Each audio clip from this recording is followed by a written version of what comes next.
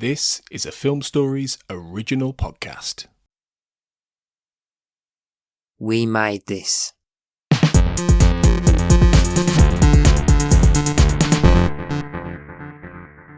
Hello everyone and welcome to Shipwrecked and Comatose, a Red Dwarf podcast. My name is Kurt North and with me is Mark Adams. Mark, how are you doing, mate? All right, dudes, I'm all right. How are you? And Carl Bryan, how are you? I'm not too bad, not too bad. Right, so we're breaking into this transmission because what you're supposed to be hearing right now, as of this moment, is Mark and Carl both speaking about the first American pilot. And we decided that we need to jump into this because things have moved on since the recording of those. And we've recorded... which episode you recorded? The USA pilot, and it was the executive one, wasn't it? And the one that didn't quite get to air. Is that right? It was the first attempt, which I don't think either of them made it fully to air, but the first attempt was made to be broadcast, and the second one was just for executives. Right, okay, that's great. So you've both recorded that, Mark, haven't you? So that's all ready to go. We had that ready. Season 1 was finished, which was finished last week, and we were going to display the first of the pilots, and then later on we were going to do the second one. Well, that's right, wasn't it? Yeah, the idea was basically between each series of the full series of Red Dwarf is just chucking a couple of specials each time, depending on what we fancied covering. So it could have been the books, the Smegazine, the US pilots, the roleplay game, the Smeg-ups, whatever we fancied. But the idea is a couple of special episodes between each series. Yeah, and I think that we'll be doing that right through the entire run, which will be great as we get to later ones when we're struggling to find stuff. I'm sure we'll be all right. But something happened after your recordings, and that was something I completely forgot about, which was they were doing a documentary series on Red Dwarf for Dave. And that got announced around about 4 or 5 weeks ago, I think. And they said it was coming in August. So we've quickly threw everything that we were planning out the window, and we're looking to look at the 3-part documentary series, The First 3 million Years. And so that's just yesterday, got announced that it's airing on the 6th of August. Now, I haven't had another look, but Matt Laven mentioned something on our little backstage area. That is the 3-part documentary series going to be daily, or is it going to be every week? And strangely enough, it's on Thursday, the 6th of August, which is when an episode would be due to air. So, have any of you guys seen if it's going to be weekly or daily? Have you seen it, or is still nothing on that? I've not seen how it's going to get broadcast just yet. No, I believe it's going to be weekly, but I think that might just be something I've made up. But I believe it is makes sense.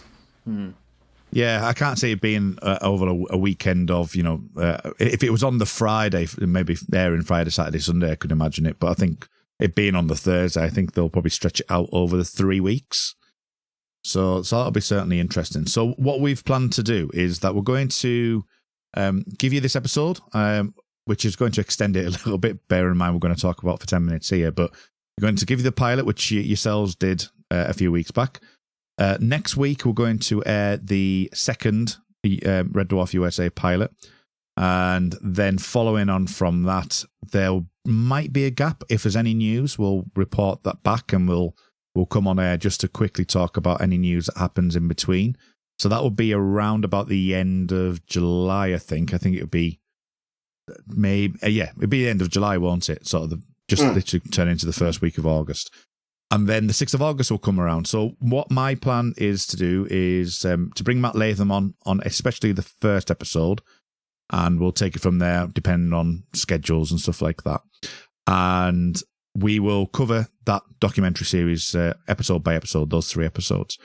But it won't air on the Thursday, bearing in mind it's at 9:00 on the Thursday night. So that's unfortunate, isn't it?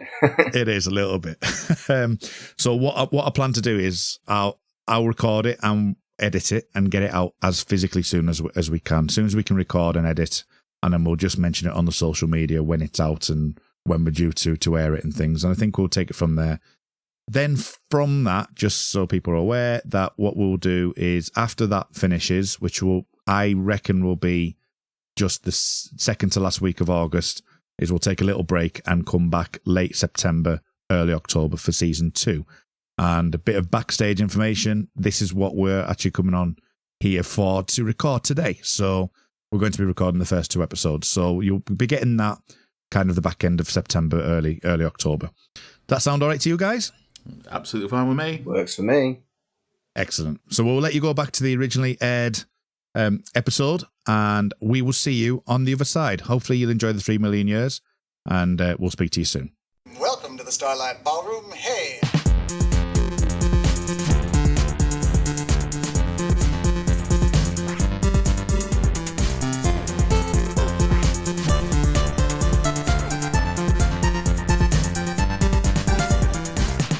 Hello and welcome to Shipwrecked and Comatose, a Red Dwarf podcast right here on the We Made This podcast network. My name's Mark and I'm one of your regular hosts, but Kurt isn't with us today because this is a special episode. So it's just me and Carl Bryan today. Hello, Carl. Hello there, Mark. How are you doing today? I'm doing alright. I'm looking forward to our subject matter today. It's outside of our normal series. We're having a look at the first American pilot. Controversial topic. I know, I'd never seen it up until this point. So I've watched it once through, and I've watched it one more time to do my notes, but I'd never seen it before. I had heard of it, and I hadn't heard much good. What's your background with regards to this pilot? I think very much the same. It's almost basically it's not good, but I think what we might get into is that it's not as bad.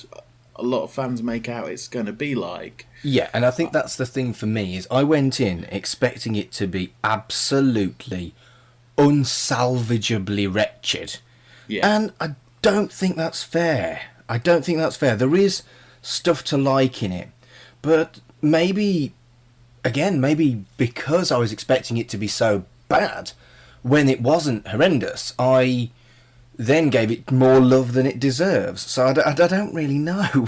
I think it's that thing of, especially during that time period, of when British sitcoms tend to go abroad, the success rate is so low. Especially if they're not using the original cast, or if it's not like a sort of co-production or a continuation of what you've already seen. If it's something that's starting from fresh, like for example, if you ever saw the US pilot of the IT Crowd. Oh dear. It's not great, but it kind of should have been. It's in a very similar vein in that Richard Ayoade is in it, playing Moss, because who else would you get?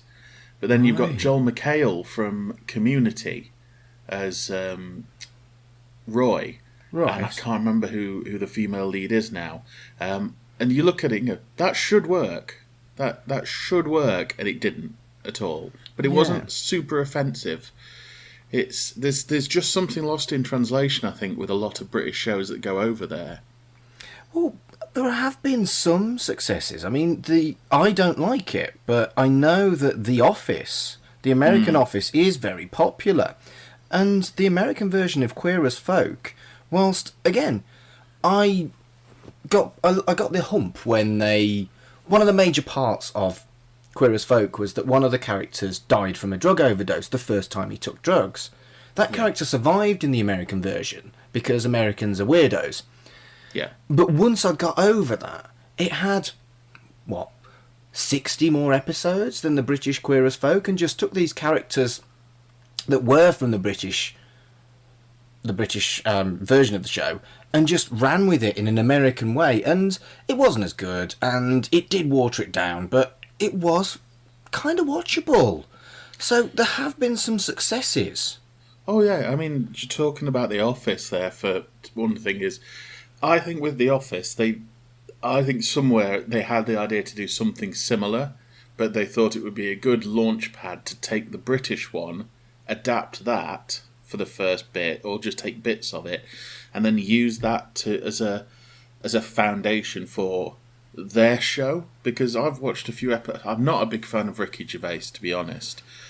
And I've seen the original Office, and I've watched the American Office, and to me, they're completely different. The American one's a lot more, I don't want to say American, but it's a lot more outlandish. And especially with things like the pranks and stuff like that. And it doesn't feel like a mock docuseries either. It just feels like a standard sitcom setting, if that makes sense. Yes. What I don't understand, though, is why do you need an American version of any of these popular American shows? Why can't you just buy the British one and have it that way? I don't understand. I think they've come around to that idea a lot more in recent years. Yeah, and have you ever seen the sitcom Episodes? Yes. I love Episodes, but that's super meta. It's a sitcom about sitcom writers who go to America with their sitcom, and it gets butchered by the American system. And it kind of feels like that's almost like the sitcom of Red Dwarf to some extent, because they did take over Rob Grant and Doug Naylor to do the writing, and they didn't get any kind of creative control over it. It was taken over and mutilated, basically. They had a very big fight to try and get something back, as we'll probably go into, and Dave talked about it as well, in that when they went over, it was more focused on gags than it was actual plot. Yeah. And when they did try and sort of go, well, what are we actually going to do here? The American producers were more like, no, just throw more knob gags at it, it'll be fine. And I think that's something that they've phased out of in America now with their sitcoms, is you need something that's got an arcing story, or at very least like self-contained story, as opposed to just, dick jokes first and then we'll fill in the plot later. Yeah, and how did you watch this, Carl? I watched it on YouTube. Yeah, so did I. And I did notice that it's had 216,000 views. For a pilot that the public weren't supposed to see, I don't think they really care very much that it's on YouTube if 216,000 people have watched it. And it's kind of a running gag, isn't it, that it's the pilot that literally everyone has seen. Apparently, no one was ever supposed to have a copy. Doug Naylor has said that whenever it's been seen at conventions and stuff, it's been nicked from somebody. Right. But you can buy DVDs of it. Not like properly produced ones, but like under the counter. Psst, I've got a copy of the Red Dwarf US pilot. Do you want one? And bizarrely, people have gone, yes. I mean, this is the thing. There's the Fantastic Four film that no one was ever supposed to see as well, and anybody who's a fan has seen it and gone, oh, in that shite. And I guess that's kind of like the same here, is that fandom has a morbid curiosity for these things, even when everybody says it's cack. Yeah, it's the Star Wars Christmas special, but for Red Dwarf. Which I don't want to do a podcast about the Star Wars Christmas special. I like podcasting. I like talking about many, many things. But there is a line, and I think it's the Star Wars Christmas special. Whereas this isn't fundamentally unenjoyable cack like the Star Wars Christmas special. It's alright. It's not great, but it's alright. If it didn't have the stigma of being transferred from an established British show, which by that point would have been in its 5th series. Yeah. I think it could have done it. It could have got picked up.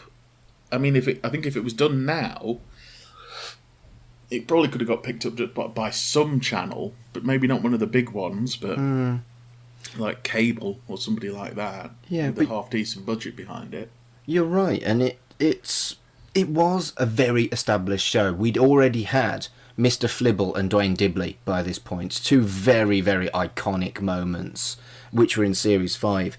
And this was before what is my favourite series of the entire British run, of the BBC run, of Red Dwarf, which is Series 6. And I just wonder, if this had been successful, would we have ever had Gunman of the Apocalypse? Yes, because they'd have wrapped up. Excuse me, they'd have wrapped up Robert Llewellyn. From what the rumours were, they were trying to get Chris Barry. So if that was the case, then no, we wouldn't have had Gunman of the Apocalypse. We wouldn't have had. You never know. It may be maybe it's a set point in time when it came back on Dave. Maybe then we'd have got Gunman of the Apocalypse. Maybe that one was always meant to be, but no, we wouldn't have got it at the time. Yeah. Should we get into it then and run through the plot? Absolutely.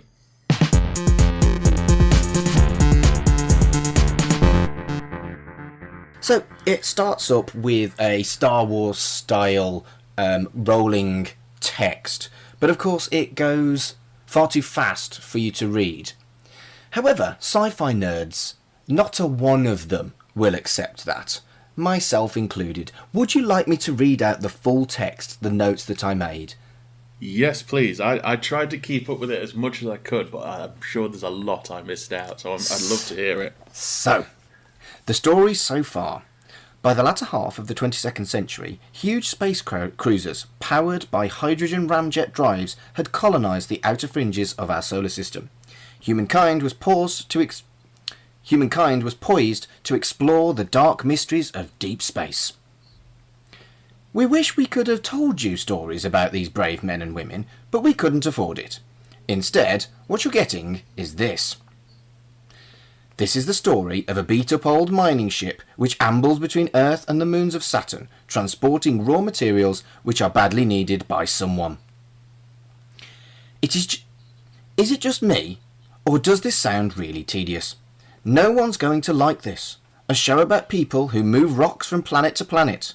Intergalactic rock movers? Who are we kidding? I didn't even want to be a writer. Do you realise how hard it is to type this fast? My fingers are bleeding. Uh-oh, looks like we're slowing down. I'd better start making sense again, so all the cheapos who don't have a VCR with freeze frame will think they really missed out on something important. Which you really need to know to understand the story. It's not funny, is it, Carl? It's not in the slightest, no. It was kind of obnoxious. And by kind of, I mean really obnoxious. And is that really the way you want to start any show? The first impression that anybody gets is, the writers of this are a bit obnoxious. No one's going to want to watch this. Turns out that people are, but for all the wrong reasons. I wonder if they wrote it after it had been filmed. Maybe. That's a good point, actually. So we then head into the theme tune, which is a kind of weird mishmash of the classic credits for Red Dwarf from Series 1 and 2, with an American-style starring at the bottom of the page. But is it me, or when it says Hinton Battle underneath a lady's face? That really irritated me. You watch Buffy, right? You watch the titles to Buffy, and starring Sarah Michelle Gellar, there's a little bit of action of Buffy. Starring Anthony Stewart Head, there's a little bit of Giles looking a bit librarian-y. And then this just didn't fit that at all. It was just random clips and names at the bottom which weren't the character that were on the screen. Am I? Yeah. Was that? Is this me just being particularly finicky, or no? Not? It annoys. If you've got a cast as well where you may not know who everybody is, and a name like Hinton Battle, I to be honest, when you see the name Hinton Battle, it could be either sex. It could be a lady, could be a gentleman. And, it's a good name, though, isn't it? It's a fantastic name. Would you like my one Hinton Battle fact? Yes, please, yes. Did you ever watch Buffy the Vampire Slayer? Yes. Did you ever see the episode with the Demon of Dance where it was all musicals? Vaguely remember this. He's the bad guy. He's the dancing demon. Excellent. So I did look into him a little bit to see what he'd done in it. He's mostly musical theatre. Did you see the little US documentary that came with this?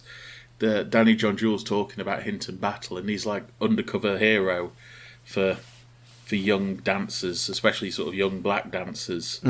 Back in the day when he was in the Wiz on Broadway at like 16 years old, and and you could tell that sort of Danny Don Jules genuinely admired Hinton Battle as well, which was kind of cool. He sounded like it took the wind out his sails a bit when he was like, "Oh, who played me?" And he told him, "He was like, oh shit, it's somebody good." What did you think of the theme music? It felt like it was meandering and it didn't really go anywhere. It didn't really G you up for the show. Yep. You know how in the show sometimes it cuts to outside and you get a shot of the model of the ship just to show a passing of time or to show distance being crossed without having to show it. It sounded like the music that would go on one of those bits. It certainly wasn't a theme tune. It was, from what I understand from the end credits, it's Todd Rundgren, who produces a lot of... He's like a legendary producer, produced Bat Out of Hell, produced a lot of sort of that style of music for well over 30 years and is still going now.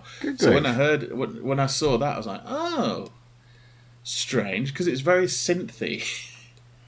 And he's primarily done a lot of rock, so I was a bit sort of confused as to...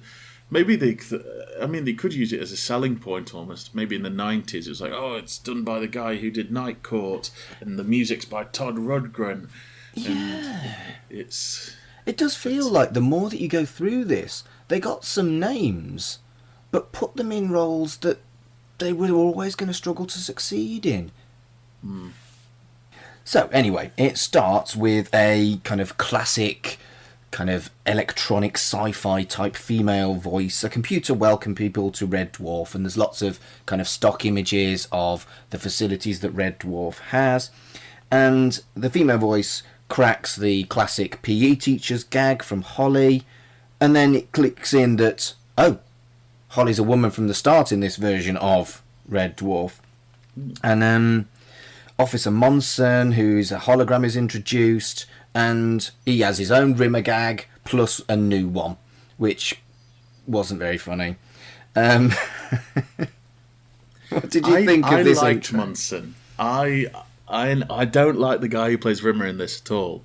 And the more I watched it, because I watched it a couple of times just going through for this, I was like, the guy who played Monson should have been Rimmer, because he played it a bit differently. You've got Craig Bierko, who we're going to meet in a minute as Lister. He's like 6'2" and dashing, just ridiculously handsome. Innie.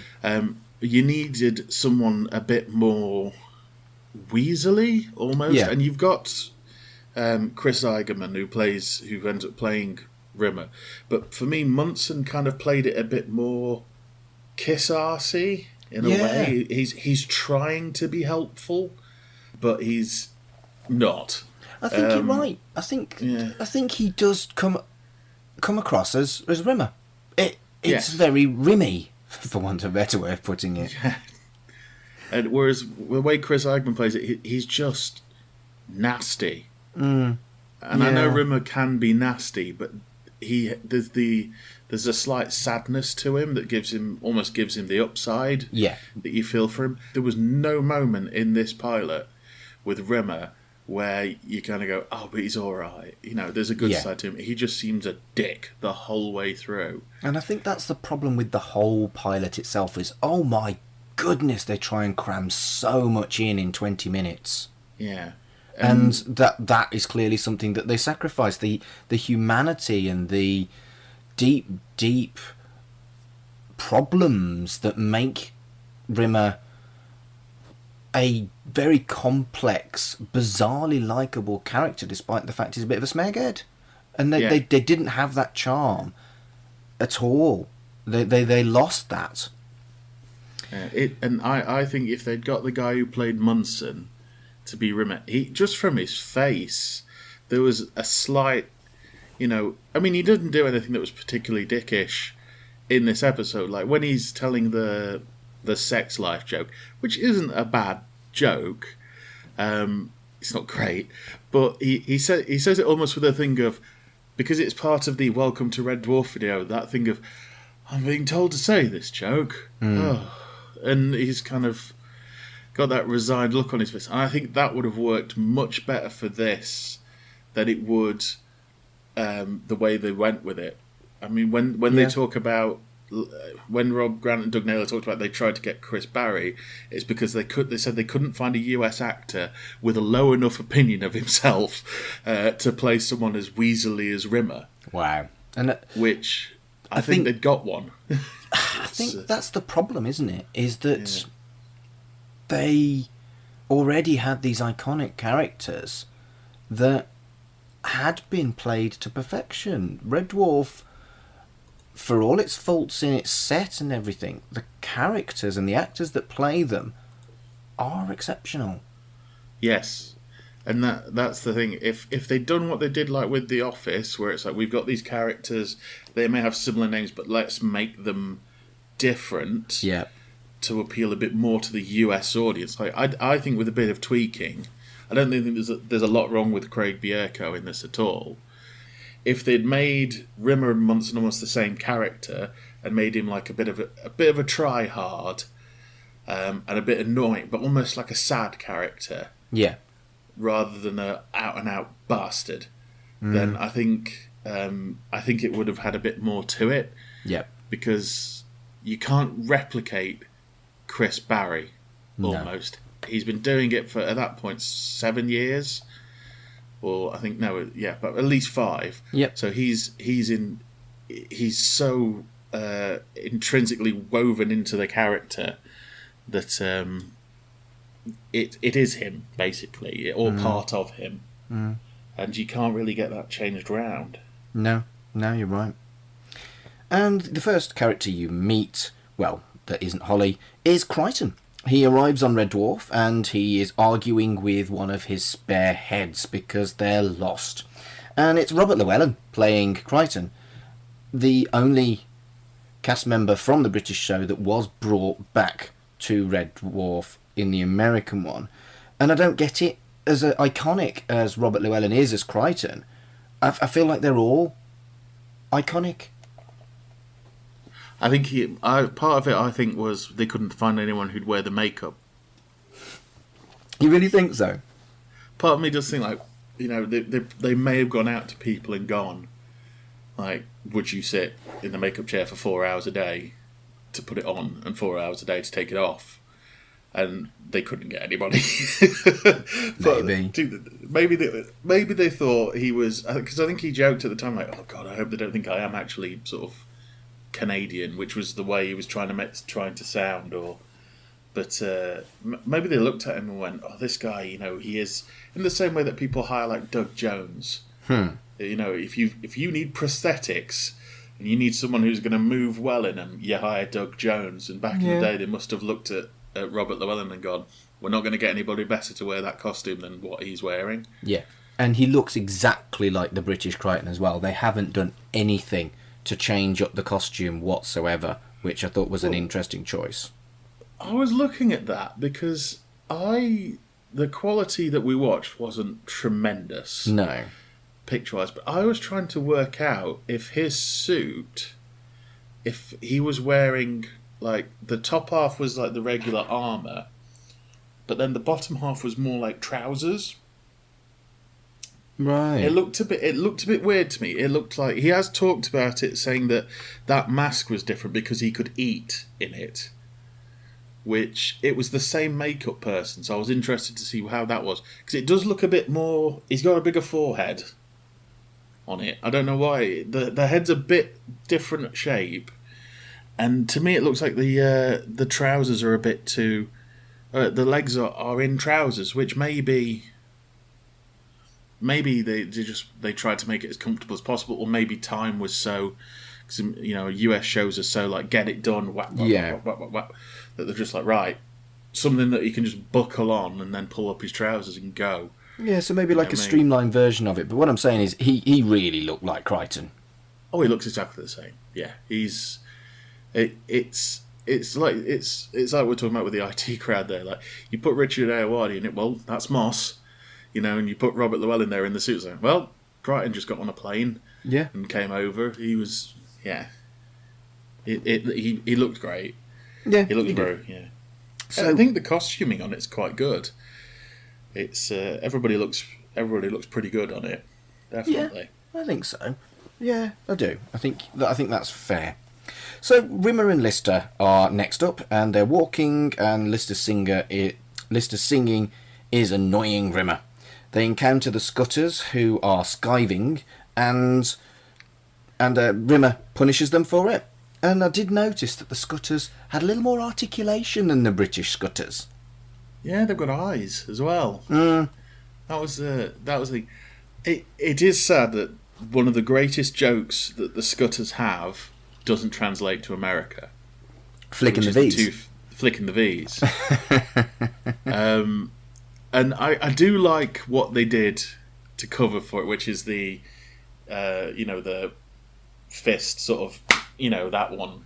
Yeah. Where you sort of slap your fist, but doing it with his jaw. I thought that was quite good. I love the fact that they had eyes.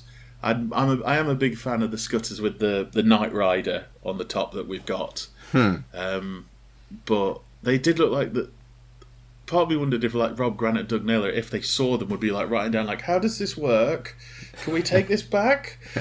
Sort of. It was like because ours just run into walls, But they did look like they'd got some proper like robot wars type people. Yeah. To put them together. Yeah. So, yeah, the Scutters are upset, and Rimmer rushes off to a job after they've discussed his upcoming navigation exam, which is a parallel with a plot line in the British version.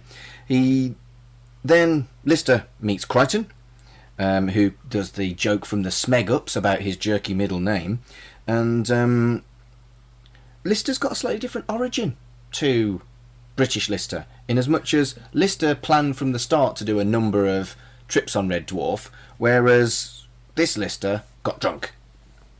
Yeah, it's a twist on it, isn't it? I think in the novels he wakes up on Io and signs up for the Space Corps because he's got nothing else to do, whereas on this one does he say he wakes up on the ship or? Yeah, he does. It was almost like a press gang kind of plot, which I thought was a little bit sinister, actually, which we never got in the British Red Dwarf. There was no real sinister undertones of, well, fucking slavery, I suppose. Yeah. I think it's because he mentions where he was to start with that makes it quite odd when he says, I was in Detroit. And that, to me, sounds weird. As much as they mention Liverpool... Well, they don't mention Liverpool that much in the British one. I'm not sure how much it is referenced, actually. Yeah, but him saying, like, I was in Detroit and then I was on Saturn's moon. You're like, right. Well, if the ship's going to and from Saturn, you must have got drunk and then wound up on the ship and then gone to Saturn. And it kind of makes it a bit more implausible when he says where he was. He's very... When he's doing it, when he calls the transport for Crichton because Crichton's lost, and he leans against the side, he is proper action hero. I think he's like dead smooth at that point. When he puts his hand up, Dave Lister, like, and you can't really see kind of like jokes about curry stains or jokes about being a space bum working quite as well with this handsome, hunky American jock. Yeah, there's jokes about him drinking in it, and you kind of go, right, kind of see it, but almost like you need to be fatter.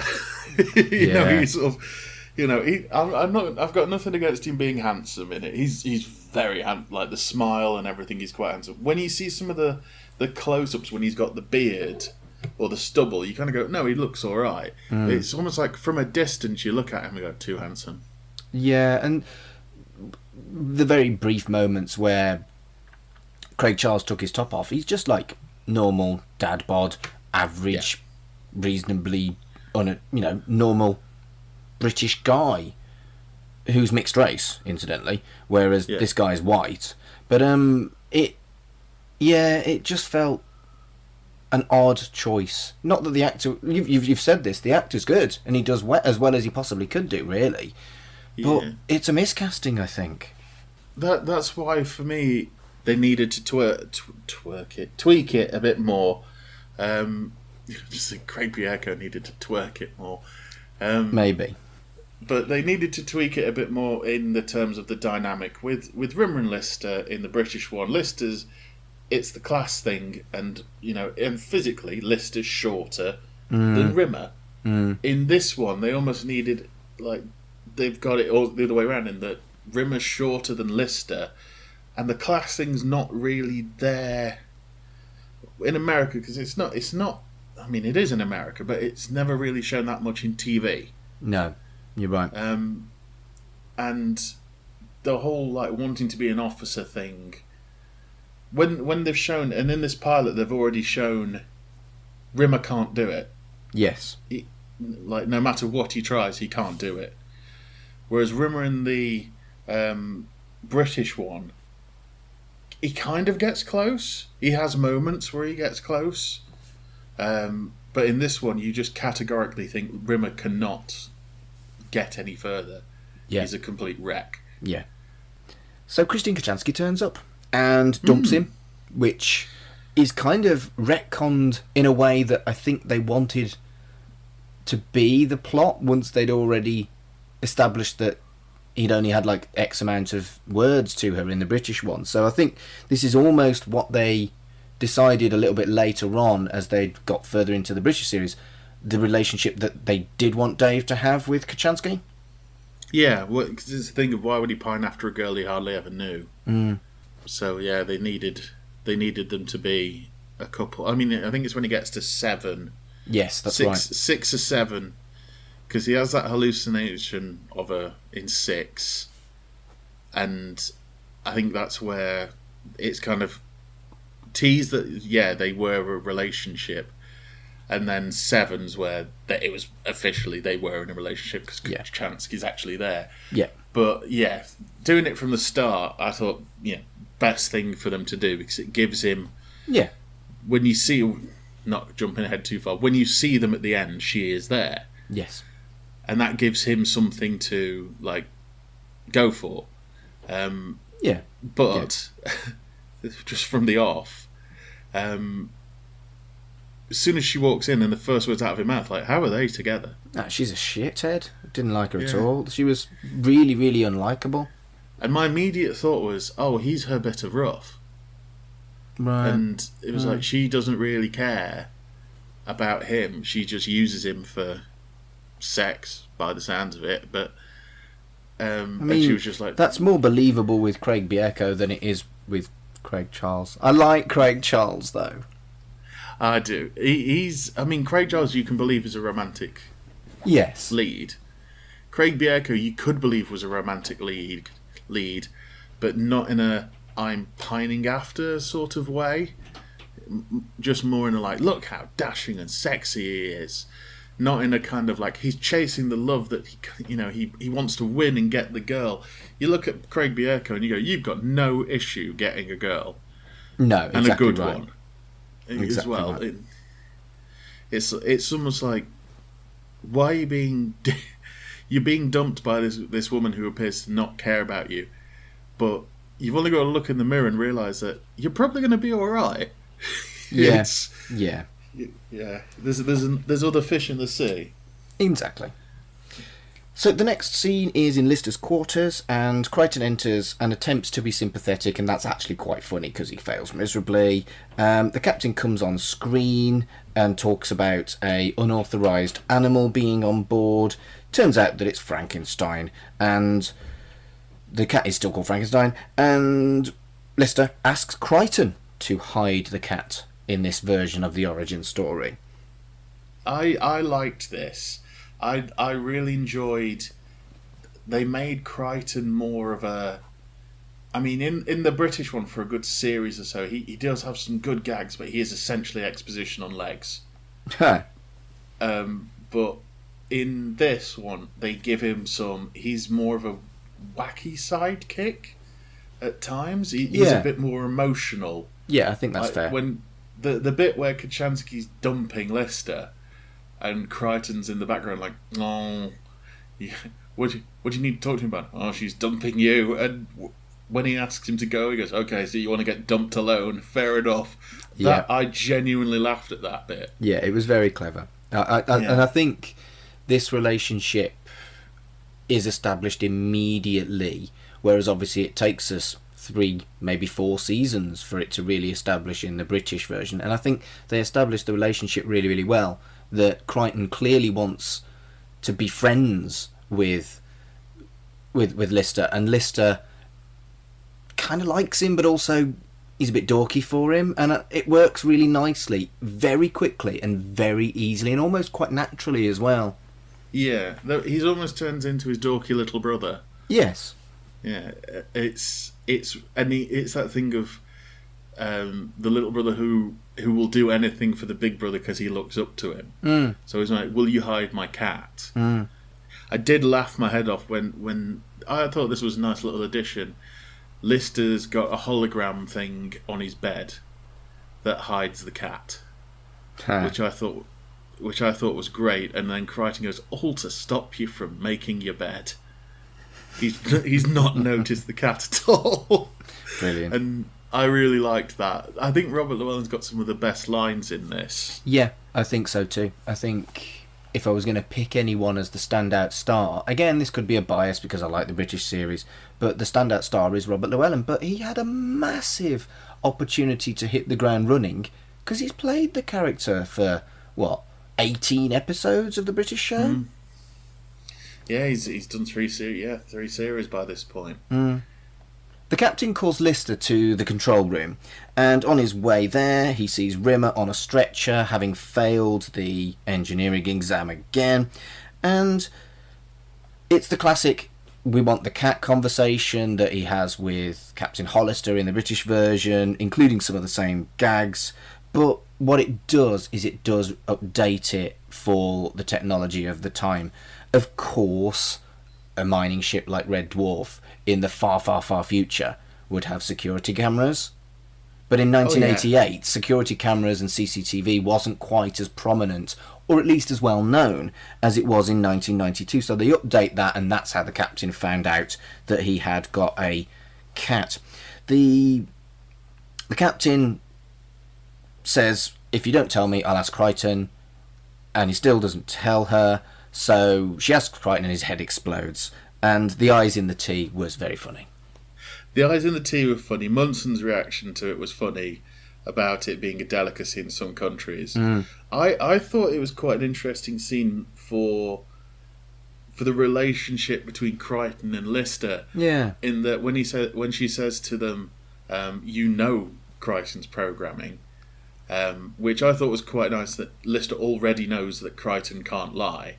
Yeah. And the fact that Crichton does lie, or tries very hard to lie, and Lister can see that it's causing him great stress, and tries to get him to stop, or tries to get them to stop asking him. Yeah. I thought that showed sort of true friendship. I do like the fact that, and it's kind of referenced at the beginning when they're talking about the ship as well. Yes, now the ship's got security cameras because that's more commonplace. But they also mentioned that the ship's got a bowling alley, like a supermarket, and a full-sized zero-G football stadium. All of which are plausible, considering the size of Red Dwarf. Well, that was the thing. In the British one, there was always this toss-up between how many people were actually on the ship, because Lister was crew member 169 and he was the lowest, so there'd be 169 people. But then if you go forward in when Rimmer gets arrested for murder, it's 3,500. They just kept sort of going round and round as to how many people were on the ship and how big the ship actually is. But in this, I quite like the idea of it's a city. You know, and that makes more sense for the cat people and stuff like that as well. See, I'm not sure it does, because for me, in my head, it was always a small population, because the vast majority of Red Dwarf was storage space for the mining stuff that they'd mined, for the ore. So why do they need a massive crew when essentially they'll have the technology to move all the equipment with minimal crew? But even then, 3,000 on a ship the size of a city isn't a huge amount, I suppose. No, I mean, if they've got a full-size football stadium, presumably that means they've got 2 teams worth of football players as well. Yeah. 2 teams of football players and enough people to sit in the stadium. I think it was blatantly setting up for future episodes where they can go, well, we can shoot in a bowling. It's that thing of we've only got one set, but if we go to a bowling alley and stick a sign on it that says Red Dwarf, we can shoot there, and stuff like that. Might be to make it cheaper, but I like the idea of laying out the turf of this is the kind of thing we've actually got on the ship. Because on Red Dwarf, it's supposed to be like 15 miles long or something, and I don't think we've ever fully seen everything that there is on the ship. Yeah. And so Lister chooses suspended animation, and on the way there, he sees Kachansky, who said she would have done the same, she loves animals, and then she tells him that she loves him, just as he's being frozen. I thought that was a bit much. Yeah, it was... There wasn't enough establishment of anything resembling the kind of on-off relationship that would have someone dump you in the morning and then tell you that they love you in the evening. Everyone's been in that relationship, but I don't feel like that relationship was established at all. No, it'd have been more believable if they were together and fine at the start. He'd cocked up somewhere in the middle that caused her to be angry and storm off, and then this be the you're not an idiot, I love you. So they'd kind of gone, rather than just at the start you dumped and then to I love you, if it had done a full circle almost in that one episode of they'd just had a falling out rather than being dumped. The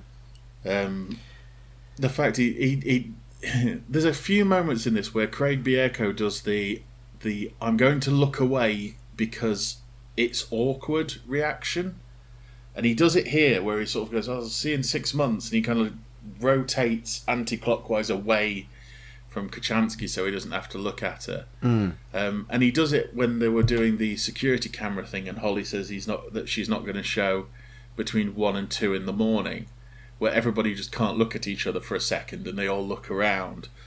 That was actually that made that funny for me. Yeah, everybody's reaction rather than it's a wanking joke. But I liked his reaction. He was spot on. She could have been anybody else. She just played a douchebag, and it didn't really work. It felt like, because I looked up a few of the people. She's not really done a huge amount before us. She's the only one who really didn't go on to do much. And it kind of made me feel like maybe she wasn't the first choice. She's not great in this. When she comes back later on, she's not fabulous in it at all. She's just sort of like reading the line. And Claire Grogan or Chloe Annett were both very, very good. And I always wondered what it would have been like if it had been Claire Grogan all the way through. So, never know, she might come back. That's for a main episode. Anyway. Sorry. So, Lister is unfrozen, kind of stomps out of the chamber, calls for Kachansky, and Holly's on the screen telling him to come to the command bridge. And they have a poor man's version of the Everybody's Dead Dave joke, which was just simply not as charming.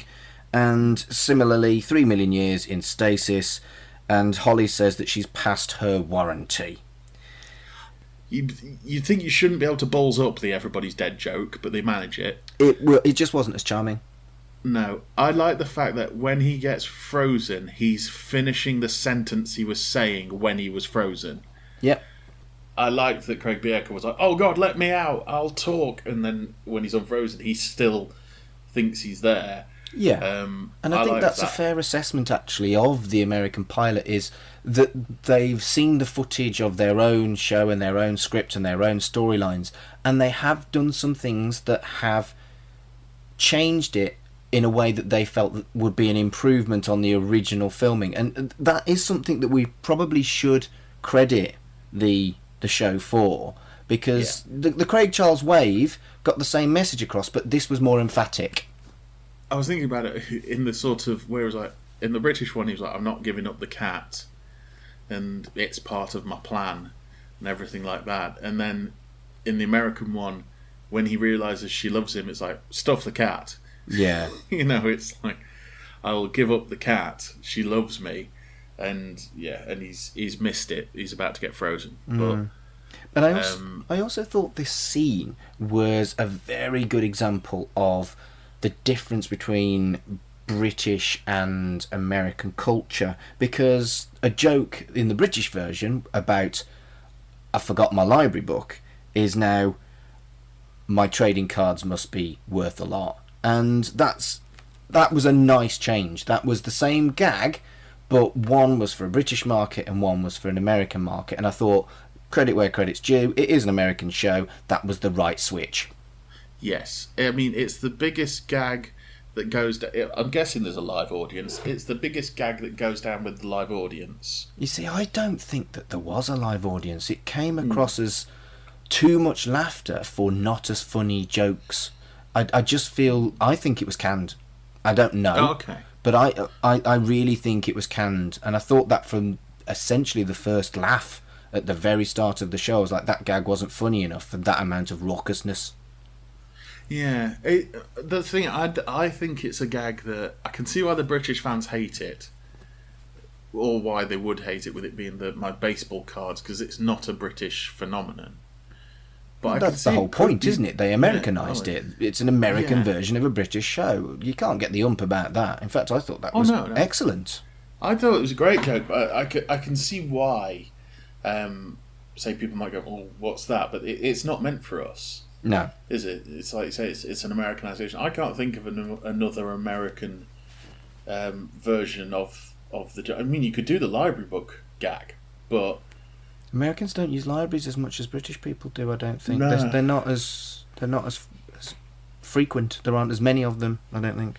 Yeah, I can see, because that is a phenomenon. I've seen, you see other episodes of sitcoms where they're talking about, oh, I've got this antique baseball card and it's worth thousands of pounds or stuff like that.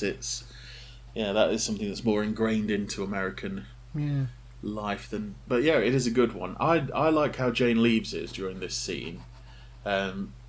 I like the fact that she's got Norman Lovett's bite to her, in that when he says, "Is everything all right?" No, of course it's not all right. Well, I don't feel like that was lost when it's changed from Norman Lovett to Hattie Hayridge, though. She had some quite serious bite as well. I prefer her. This isn't going to be popular. I can imagine me saying this. I prefer Hattie Hayridge to Norman Lovett.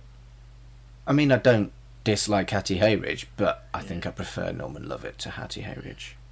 Yeah, I don't know whether it's because when I first got into it when I was younger, I started at series 3, which would have been her first one as well. But I watched all of the Hattie era before I watched any of the Norman Lovett stuff. Right. So she sort of, I've always been a Hattie Hayridge. I'm a Hattie Hayridge guy. You're a Hattie Hayridge guy. But I think it works well having Jane Leeves was very good.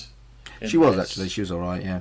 Yeah, the circuitry one, because she can do the high posh British voice, and then she can do that deep one where she sort of says her circuits are exploding, and then she goes, "Oh, actually, that one was pretty good." Yeah, that was a gag. That was a good gag. She can't do a Mancunian accent though. Well, no, she can't. But that's a Frasier gag. We'll move swiftly on. So Lister picks up a light bee, and they're expecting Kachansky, and they get Rimmer. It's the only surviving hologram unit, and Rimmer is happy everyone's dead, which makes him in charge, and then Holly announces that there's a non-human life form on the ship. Yes, I liked bits of this purely because I got a bit confused initially when she went pick up that thing that's on the floor. I was like, why is it on the floor? And then I realised that that's probably where it fell when it wiped out Munson. Yeah. So it probably wiped everybody out, because List has to put something in a slot, which I'm guessing is Rimmer's card. So the bee's working, the card inside is just destroyed. And so List has got to put a fresh one in. Yeah. I do like the fact I think it's in this one. I think it's in both cuts. When he goes, "It's Rimmer," Holly looks over and goes, "Oh God, it is." Yeah. I loved that Holly hates him as well. Yeah. And is very open about it. It's just like, "Oh God, it is Rimmer." I really enjoyed that, which I think probably if it had run to series would have probably developed more that kind of sad, pathetic side of Rimmer in that even the computer hates his guts. Yeah. So, Rimmer and Lister head down to where the non-human life form was found, and on the way they find Crichton, and he has been sat looking at a fire escape sign for 3 million years, and that's a wonderful gag that I've just botched. It is probably the best gag in the show. It's like, what have you been doing for 3 million years? I've been reading that fire escape sign. It's wonderful. It's very good. And you get the feeling like, yeah, that's all he could do, isn't it? It sounds hellish. 3 million years and you can only read 2 words. But I like the fact that, like, obviously Holly's gone senile over 3 million years. Crichton seems to be okay. Yeah, Crichton's all right. He's unflappable. Indeed. For a character that's supposed to be very flappable. Yeah. In this one, he's a lot more confident. Yeah. Yeah. Which we'll get to in a minute when Crichton's leading the way. Yeah, he insists on going first. Yeah. Yeah. And he's going to squeegee it to within an inch of its life. Yes. And what I did like was that Holly broadcasted on Crichton's chest plate, which I thought was, again, potentially something they might have done from the very start if they'd had the tech or the budget. But it works really nicely. And then it has this weird-ass cartoon that tells the whole plot of the first series episode that explained the background of the cats in the British version of the show. And, yeah. I am massively disliked this. It was unnecessarily truncated. Why didn't they save it? And the animation was shit as well. Yeah, it was... I kind of went, oh, they're going to do an animation to show it. But then you looked at it and then went, this doesn't fit. No. It sort of... If it's what Holly's broadcasting to show them what's happened, it doesn't seem to look like anything else in the show. It looks like it's been made for a one-off cartoon on its own. And it just looks... it could be... It could be a cartoon from something else that happened to fit in with what they wanted, and they're maybe going to replace it if it got sent to full series. Yeah, and I think maybe that's fair, is, because it's cheap as fuck. Yeah. As it is, it looks like a bad Monty Python cartoon. Not even that good. Yeah. And then they discover the cat, and within the space of less than a minute, 3 of the biggest jokes of Series 1 of British Red Dwarf are done badly, including the catch the string joke, and the that's mine, this is mine, the better look big joke. All of these jokes that are eked out and done with charm over the British version of the show are just throwaway. I couldn't believe how badly he managed to botch better make myself look big. It was crazy, wasn't it? Yeah, we just went, okay, look big. And I looked at it going, is that a take where he was just kind of muttering his lines to himself and practicing? Or because that's what it looked like. It's like they want to rush everything to do with the cat, and there's no good reason for it.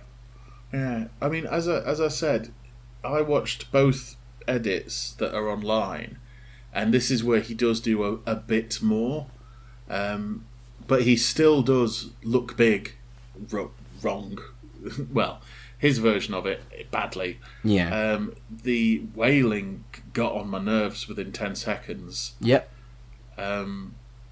The outfit looked great. He looked like he was straight off of Prince's 1992 World Tour. Yes, I'll give you that. He did look good. But then his face was too old, like we said before.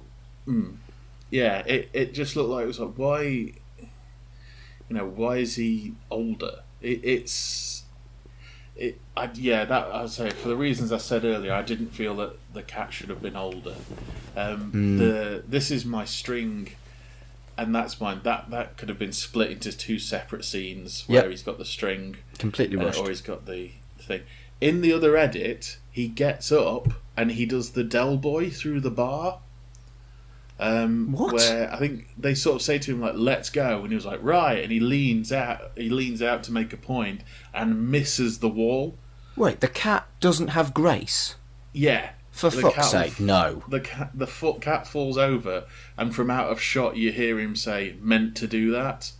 That's not funny. Which is moderately it's slightly funny the way he does it, but you're looking at, well, that's not the cat. No, that's cack. The whole point is that he's an evolved cat. Anyway. Yeah. Well, I don't know. You do get a cat's face. When a cat falls on its arse and doesn't do what if it fails a jump, it will look at you in a kind of "I blame you" kind of way. So, yeah, but no. That's where I thought it was coming from. I'm surprised they cut it, because it wasn't any worse than the rest of what he does. But yeah.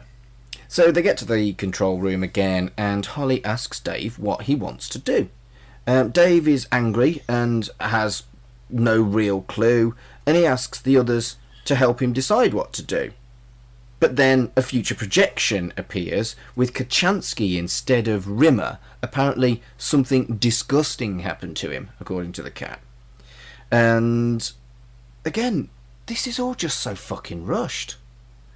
Yeah, it's when they're all stood there and like, oh, they do get the proper costumes.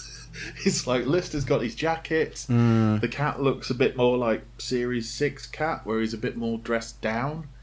And he talks more human than he does it when we see him here. Yeah. Obviously, Crichton looks exactly the same. Kachansky's there. But yeah, you're looking at, oh, that's what it's supposed to look like. Yeah. Or that's what it's going to look like. Yeah. I hated the "you're out golfing" joke. Yep. It's like you're out golfing. Like anything else would have been funnier. Literally anything else. Rubbish. Yeah, it's. And it even has the joke that in Future Echoes that Lister makes, where he goes, "Come closer, Rimmer, come closer, Rimmer," and then disappears.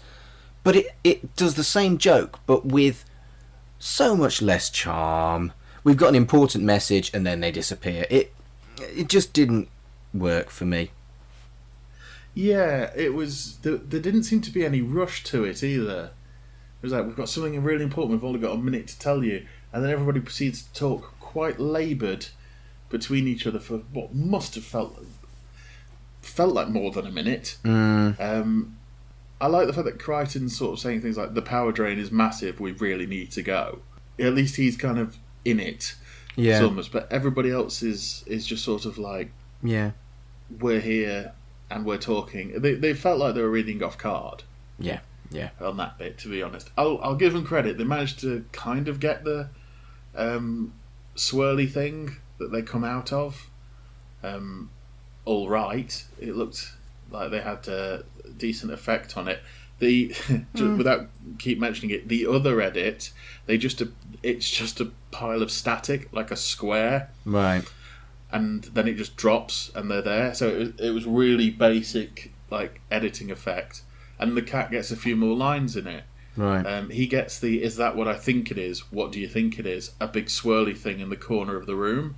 Which is another recycled joke. Another recycled joke, but just done so poorly. Yeah, I'm glad I didn't watch the extended version of it. Sounds even fucking worse. For some reason, I did prefer the extended one, but the jokes aren't any better. Right. I think it helped for plot more than anything else. So Dave decides that he wants to go home, but it's 3 million years away. They argue about it a bit, but then he tries to set a course and ends up playing fairground music. The way they eventually set a course is when he accidentally leads on the console. The end. Wasn't as bad as it could have been. Could have been a lot better. The fairground music gag was funny. The leaning on the console gig thing was... I just felt like... everything was desperately crammed when they could have done plot lines in this for 3 episodes rather than 1.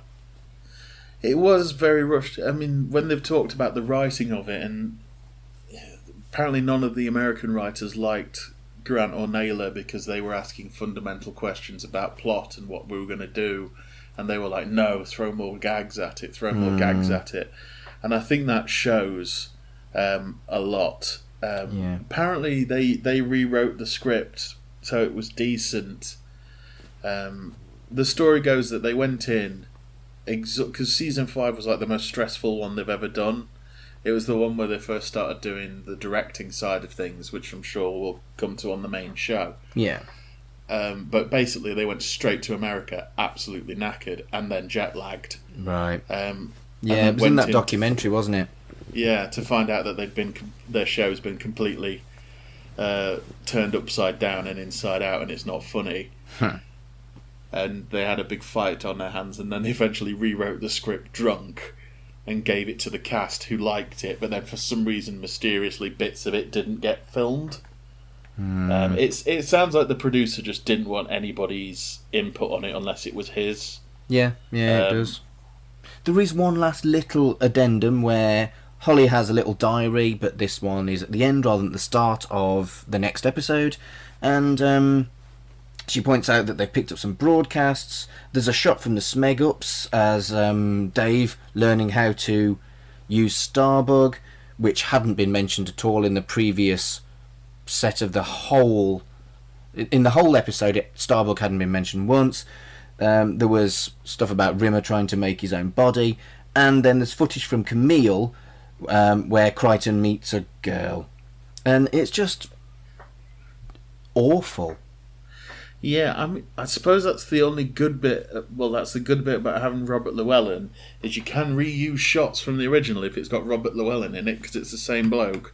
But yeah, it's like you said, it's reusing stuff from it. I'm sure that this didn't get broadcast, and I get the feeling that a lot of it was done. I know when we come to talk about the second pilot that was never meant to be seen. That was just for executives only. Right. And part of me feels this should have been as well, or this was never broadcast. At least not anything other than conventions, and you can see why. It is fundamentally flawed, horribly rushed. There's a lot of wasted plot ideas. It's cheap, but it's not charming, and that's the difference, is that the British version of Red Dwarf was even cheaper, but my goodness, it had charm. Yeah, you had the almost British spirit of, right, we've got 10 egg boxes and a camera. Let's build a spaceship. Yeah. But with the American one, it was almost like, well, we've got the money. And to be honest, the sets were probably the thing I noticed least. It's sort of when you saw the bed. I thought the quarters looked all right. Yeah, they kind of copied the thing off the first 3 series of Red Dwarf are grey. Yeah, well, the first 2 series of Red Dwarf are grey. And rather than go for like 3, 4, and 5, which are more colourful and this, that, and the other, they kind of went more leaning towards the grey. Yeah, it was more. It doesn't matter what the set looks like; just make it look like it's right. And get those gags in there. They said that they had like 20 writers pitching in jokes that they'd roped in from like other offices. And I was interested about this because it was 1992, and they said that they'd got in Simpsons writers, and writing for the Simpsons at the time was Conan O'Brien. Huh. And I wondered, when I saw that, I went, there are a couple of jokes that are very Conan-ish that he does sort of now. So I did wonder if he pitched things, because comedians do punch-up all the time for shows, but they're never credited for it. So I did wonder who got roped in to do these things. Yeah, the thing is, I've just had a massive rant, but there were things to like. The rewriting of Crichton into the origin story I thought worked excellently. Yeah. I felt like There was some fun ideas, like Crichton's chest plate being a broadcast. What it broadcast was shit, but the idea that was good. I felt like the using gags that had worked in the British show and making them new, like changing library to baseball, that was good. But I don't know. It wasn't Thinking good. about it, there's one British gag in the extended one that you'd have really hated. Go on. Lister goes into stasis, it cuts to a model of the ship, and a scroll, like a Star Wars scroll, goes up saying 3 million years later. I couldn't believe it when I saw it. That's daft. What? It was like one of the biggest jokes of, you're now 3 million years in space, and they just go do do do do do do. It scrolls up on like calculator style font. So, right, you look, I mean, it was 95, so 3 years later when we got the American Doctor Who pilot. Yes. And for all its flaws, that was watchable, exciting, and I was disappointed that didn't get a series. Had I seen this at the time, as a fan of Red Dwarf, I would not have been disappointed that didn't get a series. I'd have probably watched it for a bit out of misplaced loyalty, but yeah, I don't think I'd have enjoyed it. There's too many people in it that I just couldn't give a toss about, character-wise. The only really good ones in it for me was Craig Bierko as Lister and Robert Llewellyn as Crichton. Oh, and Jane Leaves. Those were the three. Yeah. And I think that shows when they do the second one that those are the only three who come back. Do we have to do the second one? We don't have to if you don't want to, but I think it's better, and it's only about 10 minutes. Oh, alright, we'll do the second one. Before we go, Carl, was there anything that you were itching to say about the American pilot of Red Dwarf that we haven't already covered on this episode? No, I think we've covered it all. I mean, it's just a missed opportunity. It could have worked. It really could have worked. I don't know, because this was around the time, like, not long after things like Friends were launching. So whether they'd have taken a science fiction sitcom, because it was going to be on NBC, which I'm pretty sure was what Friends was on. Right. So that would have been a strange run-in.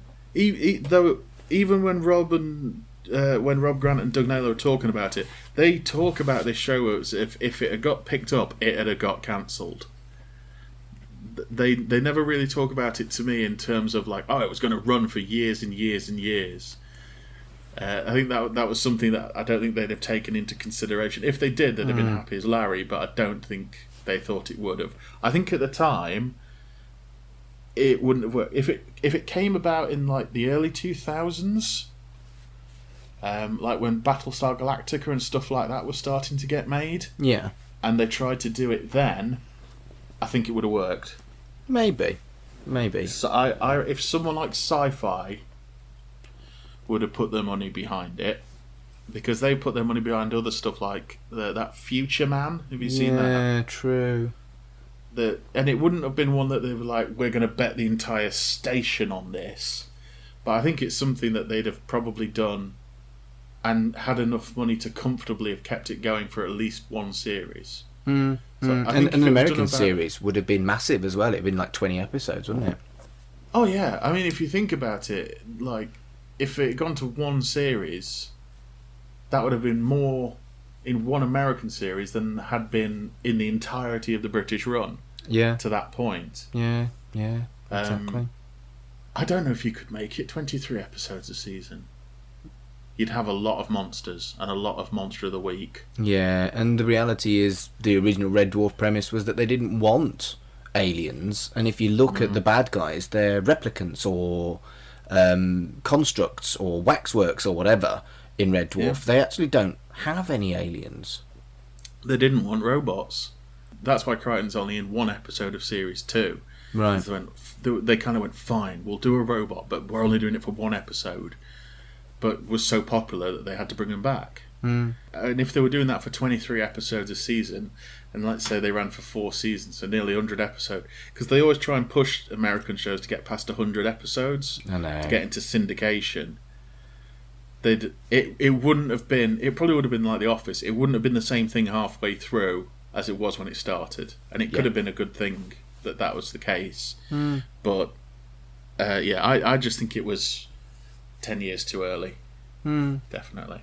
If they'd done it in the lull between series 6 and 7, I could have understood. Yeah, that would have made more sense as well. I didn't realise there was such a gap between 6 and 7. It was 4 years. Yeah, there was. Yeah. Big gap. If they'd done it then, I'd have understood. But at this point, didn't work. No. So, Carl, where can people find you on the internet?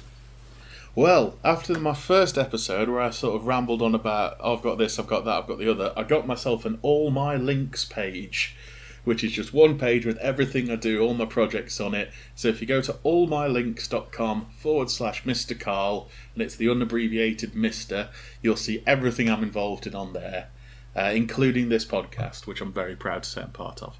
Well, isn't that rather slick? I don't have that. If you're looking for me, it's at MarkAdamsHC. That's on Twitter and Instagram. I do have a number of podcasts on the We Made This Podcast network. Have a look for Life's Milestones and Pull or Pass. They are a celebrant podcast where I talk about life in general, but mainly focusing on naming ceremonies, weddings and funerals. And Pull or Pass is a weekly comic book radio show. So if you're interested in those, it's at Life's Milestones and at Pull or Pass, both of those on Twitter. So that's all we've got time for on the first ever special episode of Shipwrecked and Comatose. So until next time,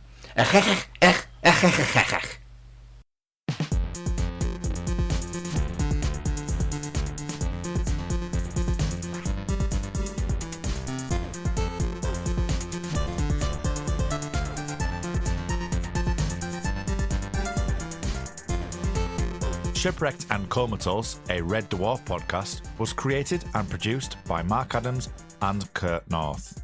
You can find us on Twitter at Red Dwarf Pod, and we are part of the We Made This Podcast network, which can be found online at wemadethispod.com or on Twitter at wemadethispod. Elsewhere on We Made This. The giddy carousel of pop. So there's just one thing we need to know. Where were you on the 13th of July 1985? I definitely watched the whole of Live Aid, sat 2 inches away from the telly. My mum and my stepdad and my stepsister coming in and out and trying to prise me away from the telly and not really managing. I was in Wembley. I took a day off work. They didn't believe I was going. I had to show them the ticket. Went to a dog show at Malvern. And saw Auntie Sandra and Uncle Jeff. I was there. Me and a school friend went. My mum and dad drove us down. They had a day in London. We went to the concert. The Movie Palace. So, Carl, what is white heat about for you? For me, it's about where the gangster genre is at this point in time. And I think one of the interesting things to look at with gangster films is always like, how do they take the temperature of the time that they're made? So I suppose it comes at a very interesting time in terms of like globally, doesn't it? You had the proclamation of the People's Republic of China, you had the Soviet Union testing the atomic bomb, stuff like that, So there's something interesting about this film, which ends with this big explosion at the chemical factory, which comes along at this time of like nuclear tension. Between the Notes. I think it's important to remember that throughout the 1990s into the early 2000s, there were loads and loads of chill-out albums that were released, like repeatedly. They were all over the place. My dad always used to collect those. He used to buy them. And Morricone was always on those, which is another sign of how remarkable he was. He could cross over into the mainstream populist sphere, and the score for The Mission was always on those albums, particularly Gabriel's oboe, which is an interesting story. I looked this up. So Jeremy Irons plays the character of Gabriel in the movie, and he performs the oboe. Well, he mimes playing the oboe in the film, and then that's obviously overdubbed with the music. Check out all of these shows and more on the We Made This Podcast Network.